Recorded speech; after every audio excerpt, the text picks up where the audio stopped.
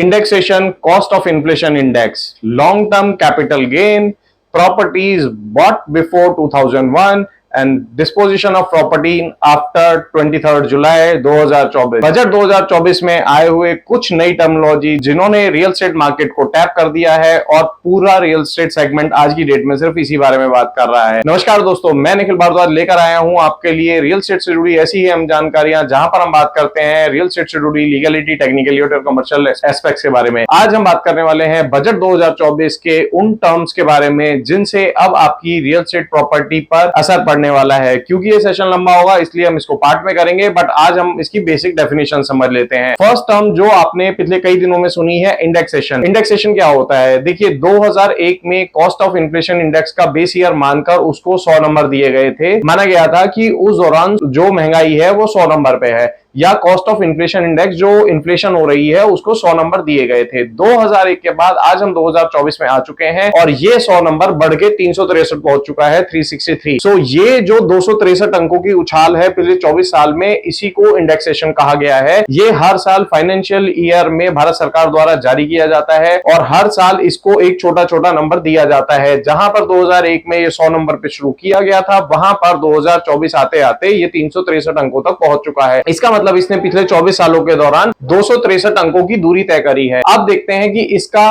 इसके अलावा ऐसी कौन सी टर्म यूज हुई हैं जो आपको असर डालने वाली हैं। दूसरा बात करते हैं बेस ईयर की। देखिए 2001 को बेस ईयर इसलिए माना गया है क्योंकि वहां से कॉस्ट ऑफ इन्फ्लेशन इंडेक्स का बेसलाइन 100 मान के चला गया था। क्योंकि वो बेस ईयर है इसलिए 2001 में टैक्स कंप्यूटेशन के लिए उसको बेस ईयर माना गया है। अब बात करते हैं पॉइंट नंबर 3 की, which is long term capital gain. आपने एक प्रॉपर्टी खरीदी और अगर आपने उसको 2 साल से ज्यादा रिटेन किया है, 2 साल के बाद अगर आप उस प्रॉपर्टी को डिस्पोज कर रहे हैं एक हायर रिटर्न पे, एक हायर रेट पे, तो आपकी परचेज कॉस्ट पे और आपकी इंक्रीमेंटल कॉस्ट पर जो आपको गेन हुआ है उसके टैक्स कंप्यूटेशन को ही लॉन्ग टर्म कैपिटल गेन कहा गया है। अब इस लॉन्ग टर्म कैपिटल गेन के 2 एस्पेक्ट्स हो गए हैं, एक जो कि 23 जुलाई 2024 से पहले कैलकुलेट किया जाता था और दूसरा जो बजट 2024 आने के बाद कैलकुलेट किया जा रहा है। दोनों में फर्क है। इंडेक्सेशन मैंने आपको अभी बताया है। देखिए अब बात करते हैं calculation of long term capital gain की। लॉन्ग टर्म कैपिटल गेन को कैसे कैलकुलेट किया जाता है? मान लीजिए आपने कोई प्रॉपर्टी 2001 के बाद खरीदी। 2001 के बाद जिस भी साल में आपने खरीदी, 5, 6, 10, 15, 16, 18, 20 या 24, वहां पर आपकी प्रॉपर्टी को आज तक आते आते बेसिक कॉस्ट इन्फ्लेशन इंडेक्स का फायदा मिलेगा। इसका मतलब ये हुआ कि मान लीजिए आपने कोई प्रॉपर्टी 100 रुपए की खरीदी थी 2016 में और आते आते आज उसकी कीमत 150 रुपए हो गई है। इसका मतलब ये हुआ कि 100 रुपए से आप 150 रुपए आपकी प्रॉपर्टी की वैल्यू पहुंच गई है, तो आपको 50 रुपए का गेन हुआ है। लेकिन क्या भारत सरकार आपसे इस पूरे 50 रुपए पे टैक्स लेगी? नहीं, भारत सरकार आपसे इस पूरे 50 रुपए पे टैक्स नहीं लेती थी बजट 2024 तक में। वो इस 50 रुपए पे कॉस्ट ऑफ इन्फ्लेशन को भी, इंडेक्स को भी कंसीडर करती थी। वो जहां ये माना जाता था कि आपने जब 100 रुपए आज से 2016 में, आज से 8 साल पहले इन्वेस्ट किए, तो उस 100 रुपए की भी कीमत बढ़ी होगी। खाली आपकी जमीन की कीमत नहीं बढ़ी है, खाली आपकी लैंड, आपने 100 रुपए दिए, 100 रुपए की जमीन खरीदी, तो आपकी जमीन की कीमत 150 पहुंच गई, लेकिन पैसे की भी कीमत बढ़ी है इस दौरान। तो उसको जो इन्फ्लेशन इंडेक्स आपका हुआ है, उस इंडेक्स के बाद जो आपका डिफरेंस आता था उसमें उसके ऊपर आपको 20% टैक्स देना होता था। अब मैं आपको कुछ एग्जांपल देता हूं कि कैसे उस टैक्स को कैलकुलेट किया जाता है, ताकि आपको एक बेस रेफरेंस दिया जा सके और आप समझ सकें कि कैसे ये 20% को घटाकर जो बजट में 12.5% किया गया है, इससे आपको फायदा होगा या नुकसान, समझते हैं कुछ। अब बात करते हैं long term capital gain segment 2 की, जहां पर 20% से इस कैपिटल गेन को हटाकर 12.5% कर दिया गया है। इसका क्या मतलब है? क्या टैक्स कम हुआ है? अगर टैक्स कम हुआ है तो सब लोग इतने परेशान क्यों हैं और क्यों रियल एस्टेट में अफरा तफरी मची हुई है? देखते हैं कि 20% इंडेक्सेशन के साथ और 12.5% बिना इंडेक्सेशन के, दोनों में से कौन से पैरामीटर ज्यादा कंट्रोल करते हैं या किसका टैक्सेशन का इंपैक्ट ज्यादा आने वाला है। I will show you some calculations now. चलिए मैं अब आपको इसके कैलकुलेशन दिखा देता हूँ। यहाँ पर बेस ईयर मैंने 2010 पकड़ा हुआ है, 2010-2011 फाइनेंशियल ईयर, जब CII आपका 167 था। 2021-22 में ये 317 हो गया। अब इसकी कॉस्ट को हम कैसे कैलकुलेट करते हैं? CII of the year of purchase, original cost of acquisition.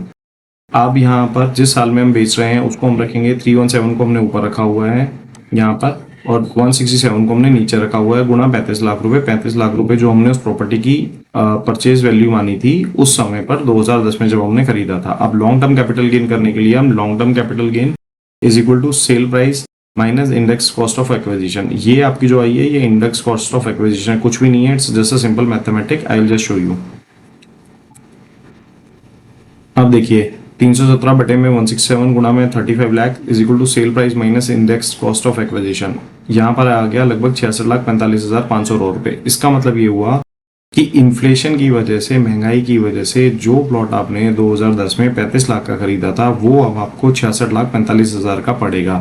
और अगर आपने उसको अगर आपको उसका स्टैंप वैल्यू आपने 35 लाख रुपये 66,45,509 से कम रखी है तो आपको उसके ऊपर लॉन्ग टर्म कैपिटल गेन नहीं देना होगा। आप देख रहे हैं यहाँ पर माइनस 31 लाख रुपए है। मैं अब आप इसकी कैलकुलेशन दिखा देता हूँ कि किस प्राइस पे आपको जाके ये टैक्स देना पड़ेगा। ये देखिए, मान लीजिए आपने वो उस प्रॉपर्टी को 35 लाख की जो खरीदी थी उसको 40 लाख में आपने सेल किया, क्योंकि उसकी कीमत 66,45,509 रुपए थी, तो आपका यहाँ पर long term capital gain minus में है। लाइकवाइज 50 लाख में भी माइनस में है। तो आपका पहला जो प्राइस आपका पॉजिटिव में आता है वो अगर आप उसको 70 में बेचते हैं तो 70 आपका 66 से ज्यादा है, तो आपका 354 का आपको गेन माना जाएगा। 354 का आपको 20% देना पड़ेगा, विच इज अप्रोक्सीमेटली 70,000 रुपए। 70,000 रुपए का आपका यहाँ पर गेन बनता है। 1 में बेचते हैं तो 33 का एप्रिसिएशन यहाँ पर है। 33 का 20% आपको 6.6 लाख आपको वहां पर टैक्सेबल होगा। अब मैं आपको टेबल दिखा देता हूँ कि कॉस्ट ऑफ इन्फ्लेशन इंडेक्स कैसा है, साल दर साल कैसा रहा है। 2001-2 में 100 था, 2002-3 में 105 हो गया, 7-8 में बढ़ के 129, 10-11 में 167 रिकॉर्ड किया गया, 11-12 में 184, 16-17 में 264, 264 एंड 22-24-25 फाइनेंशियल ईयर में now it is 363। So that is the whole calculation जो पुराने लॉन्ग टर्म कैपिटल गेन के हिसाब से करते थे। नए कैपिटल गेन के हिसाब से अब मैं आपको इसकी कैलकुलेशन बताऊंगा ताकि आपको पता लग सके कि इसके टैक्स इम्प्लीकेशंस में क्या फर्क है। ये देखिए, नए टैक्स के हिसाब से मान लीजिए आपने आपका परचेज प्राइस 35 लाख रुपीज है और ये आपका सेल प्राइस है, तो ये आपने 25 लाख रुपए का इसमें डिफरेंस आ गया। अब क्योंकि इस दर को घटा के 12.5% कर दिया गया है, लेकिन इंडेक्सेशन का बेनिफिट आपको नहीं मिल रहा। आपको याद होगा वहां पर इंडेक्सेशन के हिसाब से आपकी कीमत लगभग 66 लाख रुपए थी, लेकिन अब क्योंकि इसको इंडेक्सेशन का बेनिफिट नहीं मिल रहा है तो ये 60 ही मानी जाएगी। और इसलिए अब आपका 25 का पूरा गेन कंसीडर होगा। 25 पे आपको 12.5% देने पड़ेंगे और यहाँ पर 3,12,000 रुपए का आपका टैक्स सीधा सीधा बन रहा है। जहां पर आपको पहले कैलकुलेशन 1 में जहां पर आपको 70 का टैक्स देना पड़ रहा था, यहाँ पर आपका इस कैलकुलेशन के हिसाब से 70 लाख के हिसाब से आपका 70,000 रुपए का टैक्स बन रहा था। अब नए रिजीम में आपका 3.25 लाख रुपए का इम्पैक्ट पड़ रहा है। So here is the calculation. I hope you like it today.